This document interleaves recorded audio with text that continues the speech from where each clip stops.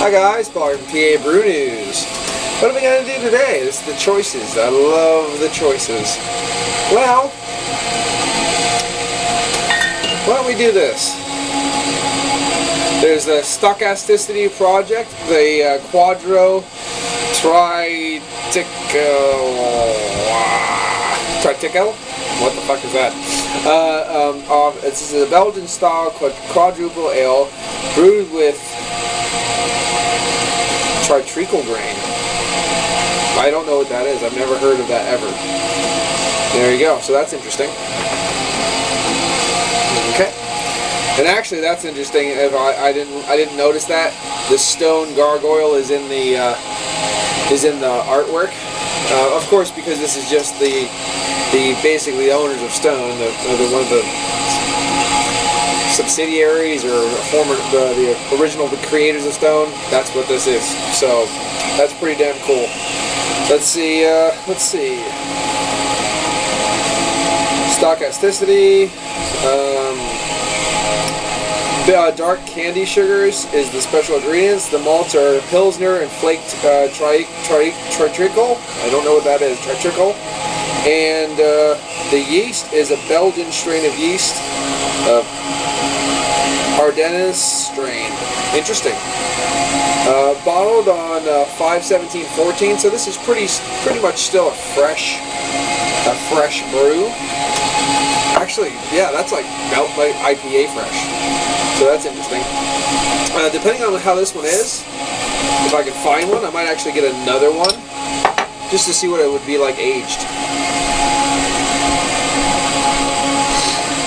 There we go. We don't need to fill it. So what do we got going on? There's a lot of what is that? I'm trying to think if that is kind of suspended, or is that the carbonation that I'm seeing? Well, it looks pretty clear to me. Nice carbonated, looks clear.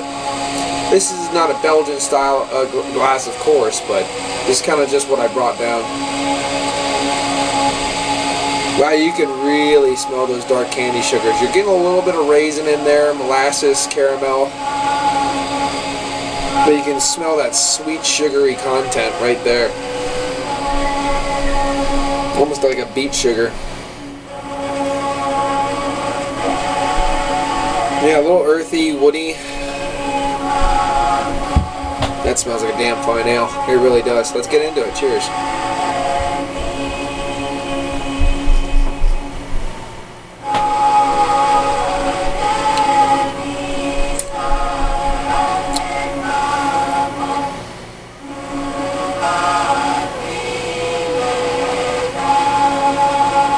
Excuse me, a little bit of carbonation went up the wrong tube.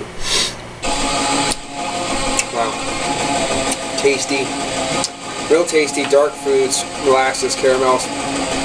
Bit of alcoholic boozy twinge. Don't know actually the ABV of this. 9.3 alcohol by volume. You can tell it's in there. It's not really ruining anything. There's a light it's a medium sweetness. It's not overly sweet, but there's a nice sweetness to this coming from those candied sugars. You're getting the molasses, brown sugar, caramel, toffee, a little husky woodiness.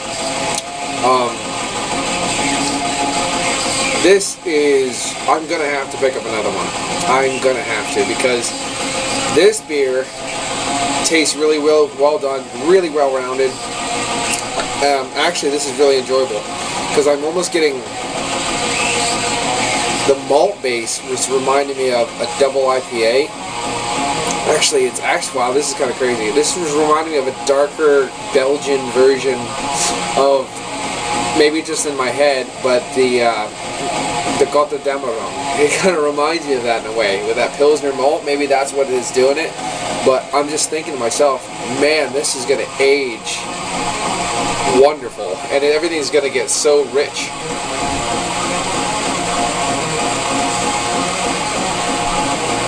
I'm actually excited about this. I'm excited to get another one of these because the other Stochasticity was really nice, but it almost killed me. Found out like I'm really allergic to grapefruit, so that wasn't cool. But this really tastes really great. Fresh. You can drink it fresh. This is not one of those ones that has to be aged. It's not too boozy, not too this, not too thin, not too light on the body or the content, the qualities of the flavors. Super nice. But not sound like a Stone fanboy or anything, but this is really nice. This is really nice. I'm actually really excited.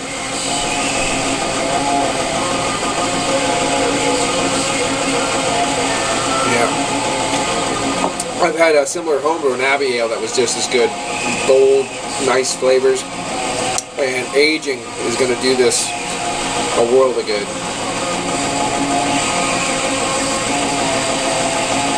Yeah, this is a fine, fine beer. Yeah, and the 9.3 isn't really hurting anything. Adding a little bit of floralness, floral booze quality to this, but it's pretty damn fine. Trappist ales, as we know them, have been proud lineage dating back nearly a century, rather than following the footsteps of the monks who forged the quadruple, the warmest and darkest of monastery offerings. We aim to test the inherent makeup. In doing so, we added Quadrotriticale, I don't know, a hybrid grain combining the pleasant flavor of wheat with the elemental durability and spice of rye to breathe a new life into this malt bill. Because of this, the re-imaged brew comes across differently than its classic Belgian predecessor, and beautifully so. Lower in sweetness, but rich with flavors mirroring dried fruit. It's a modern interpretation of one of the most historically sacred styles on earth. I do love quads, very much so, but this is lighter.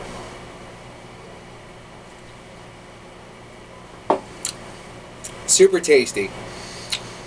Now that they are saying this, maybe some of that kind of go to dumb around like this body, that kind of flavors and stuff, maybe that is the wheat coming through.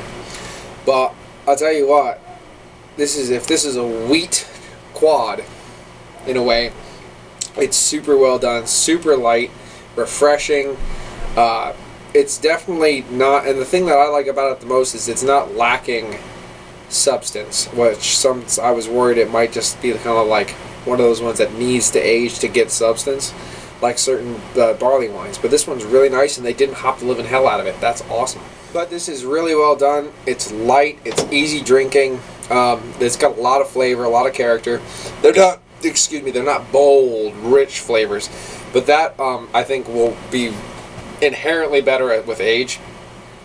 I know these aren't super limited or anything, so you'll be able to get like 2 or 3 at, I'm assuming, a pretty reasonable price and just store them away for a while. This is going to age great. I like this. It's really good. I really like this.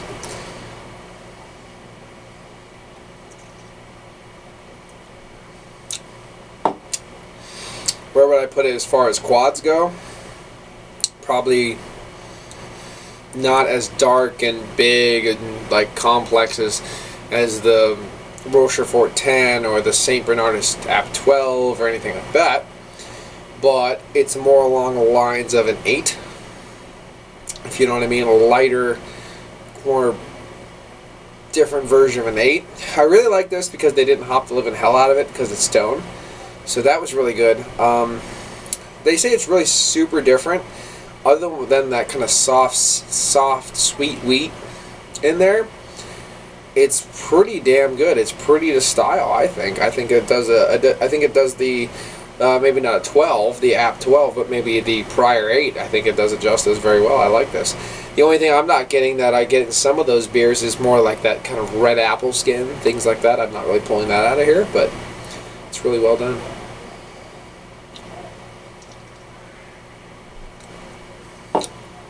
Yeah, spicy, peppery. I thought that was coming from hops, but apparently that's coming from like a rye note, which is really cool. I think that grain is really interesting, and I want to learn more about it. I think it tastes really good. My music stopped. Gotta turn it back on just just for a while. I mean, it's Crabine. Come on. But damn fine.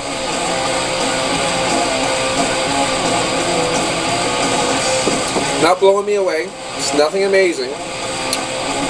It's not redefining the boundaries for me, because I do prefer the richness of some of the other ones that I've had. But I think with time this will become epic.